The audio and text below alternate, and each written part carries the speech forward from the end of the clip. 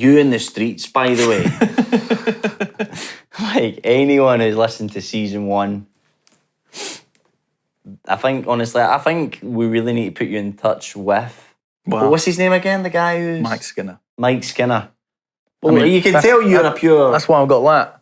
I know. Crikey. That's interesting. Yeah. Is that a lighter? Street frame. Is that a lighter? I thought it was like one of those barber switchblades. Yeah, we're going to change the subject now and like stop digging the streets, man. Well, yeah. No, but wow, Anyway. some massive lyrical content in there. Oh yeah, I think from Mike Skinner. Crikey, I think that's what puts actually people off listening to the streets. And I've started reading his book recently. He has a book as well. Wow. Yeah, but it's about how he even said himself he's not a very good rapper, but the lyrics are the thing right there. It's the content that really is the not the money, but that's the juice of it all, really. So I suppose, but can tell that from that song. So why that song?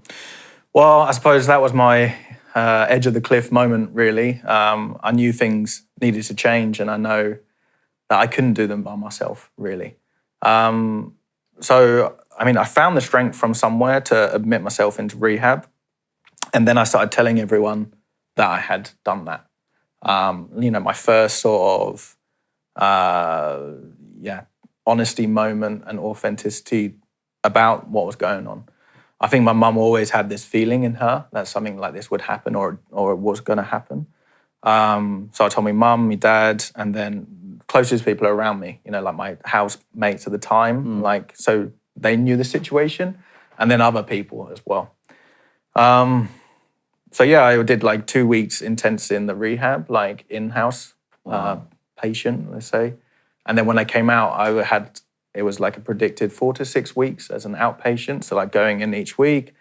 But I think I got through like second week, third week, and then quit it because it was so difficult. No. I just felt like I was going, nothing was changing. There wasn't enough support. Everything had to be done on my like own accord. Say, if I even started going to these NA, like Narcotics Anonymous. Mm-hmm.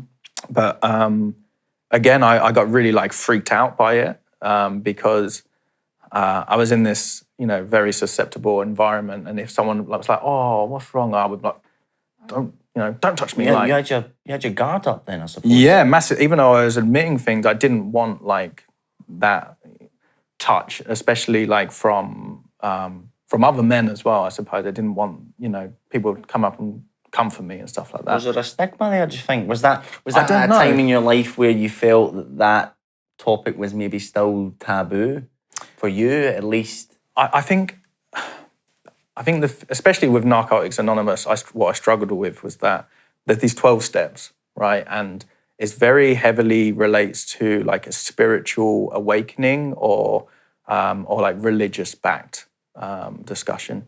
So when I especially had people come up to me and put their arm on my like shoulder and everything like this, and just as we'd spoken about this stuff, I felt like essentially I was losing my identity and having to completely dismiss it to then become this something else.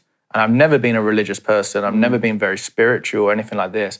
And I saw it as that I really need to change to become something I'm completely not. So this was like, I suppose, a second crisis in a resolution, I suppose. But like, I was trying to get myself resolved and back fighting. But then I went through this self-identity crisis that all I've listened to is like music about weed or drugs. So I can't listen to that anymore. All my media I need to change. And now I need to become someone completely different. That must have been quite scary, I suppose. It was a tough one. It was, like I said, I had to go to these meetings by myself. Like everyone else who goes has to as well. But, there was no one saying to me, right, you need to go to this tonight, anything. It was all accountable. So I think this is something where I really struggled with. And the reason why I quit the outpatient rehab or therapy was because I didn't feel anything was getting better. I felt like the cravings and your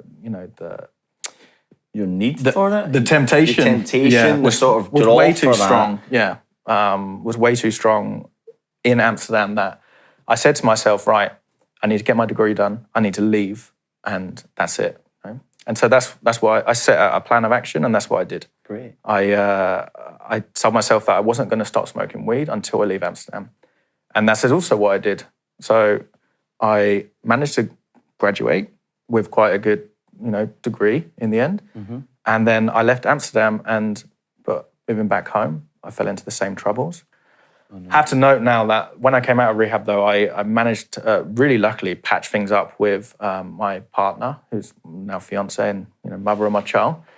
So I think this is a big thing in the story because she always knew about my relationship with weed and never really understood how strong it was until I started telling her. And then she became very anti-weed, of course. So I knew that she had this mindset towards the whole thing and how she really disapproved of it. And so second time around now, I'd been given a second chance to build this relationship again. I didn't want that around us, knowing that could impact it. Absolutely. So when I moved back home after graduating, I fell into the same friendship groups and the same things started happening. But luckily for me, when we had been in this period of being, separated or broken up, she had decided that she was going to go down to Australia. And she asked me, do I want to come? And I said, well, I don't really have an interest in going to Australia.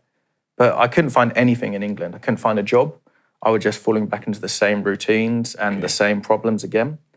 And I said to her, I don't want to be this long distance with you anymore. And I see that you going to Australia is going to be even harder. So I want to be with you. I will want to come with you, basically. And obviously she was, delighted by that because I could come and we could actually start spending our relationship, our life together. And so when I went out to Australia, I was the other side of the world. I didn't know where to get it, and I didn't look either because I had her, behind me or with me, or knowing I was going home to her. I didn't want to bring that in to jeopardize anything in that relationship again. So for her, she was my big rock, my big backbone. She was your why. Yeah, basically, is what it was about, right? And so that's what I think was the biggest help to get through my problems, was telling someone else how fucked I was, in a way, being really susceptible and authentic and about my relationship with her. Relationship with weed to her, because she wanted to know about it as well. It wasn't just me saying, you need to look after me. It was, you weren't offloading. She took an interest because she cared about you, obviously, clearly. And I think if that's not what love is, then I don't know what, having that someone there who wants the best for you. She really took a keen interest, and not even a keen interest. She wanted to understand what probably made you tick so that she could be there. And that's such a beautiful thing, I think. And it helped her understand, addiction as well. Of course. It impacts on people on different levels, addiction, of course, but it's all similar relative topics at the end of the day, I believe, at least. But this is where I, to be honest, want to, before we end the episode at least, is finish with that point, is this who I wanted to be before this addiction, took over my life? Or what was the person I envisioned to be before this took over? And then essentially sharing those thoughts and that good side of your brain with that person you can trust. And whether that's, your mum, your dad, your dog, well, probably not your dog, not going to give good advice there, your partner or anything like this, but literally telling someone how fucked you are and where you want to be. Because then they're the people who are going to help you the biggest, in my opinion. They're the people who are going to stop you from doing that side of the bad brain or what it wants to do. They're going to stick to your vision of the good side. Absolutely. So that's where I'd recommend starting is telling someone how fucked you are, in a nutshell. That's a big step as well. And for anyone listening, of course, if you yourself find that you are that person that needs help, then maybe this is the kickoff that you need. Or if you're listening on behalf of someone else, that's also something to take in consideration, because, as I said in a previous episode, you'd rather stay up late at night with the problems than turn up at someone's funeral. And I think that's what we all would rather do. Oh, yeah. Is our one of our slogans go, 108, check up on your mates. Exactly. That applies to family members, colleagues as well. So, wow, Sam, what an absolute journey for you. And, you know, it's such a sensitive topic you've really allowed us in, shared with us today. Oh, yeah. I mean, so it's an inlet, let's put it that way. I'm sure an inlet, I bet we could. Many more stories we can talk about. Of course. Definitely. And so I guess, shall we find out what your finale? So I'm going to play this episode out with, you know, a bit of everything what we talked about, those fears within you, not talking about them, but having that someone there to be your rock. So this is Pretty Little Fears by Six Lack and J. Cole to play us out.